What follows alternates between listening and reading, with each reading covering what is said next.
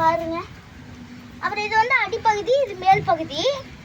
இங்கே வந்து கோழி உள்ளே படுத்துக்கும். நாங்கள் லைட்டாக தீவனம் உள்ளே போட்டாங்கனாலே போதும், அது தன்னால அது சாப்பிட்டுக்கும்.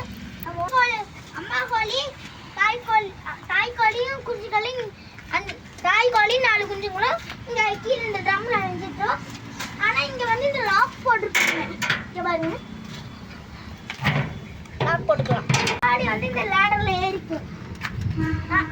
லேடரில் ஏறாதுன்னு சொல்ல முடியாது. நாம் வந்து தூக்கி கொண்டு போய் கோழி மேலே எடுத்து இங்கே அடைச்சிடலாம். வச்சிருக்கோம். கோழி முட்டை போட்டால் அடிபடாது. கோழி அப்புறம் அங்கே 3 குஞ்சுங்க இருக்கு, தாய்க்கோழி பக்கத்தில். அப்புறம் எங்கள் அந்த கோழி தனியாக இருக்கு. அதோட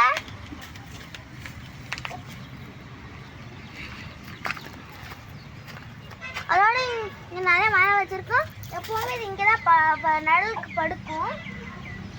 இன்னொரு கோழி இருக்கிறது எங்கேயும் தெரியல. நான் இப்போ என்னோட பெட்டி இது அழகாக இருக்கும் பாருங்க, இவ்வளோ அழகாக இருக்குது. உள்ளே போயிடுச்சு. ஓகே, நன்றி, வணக்கம்.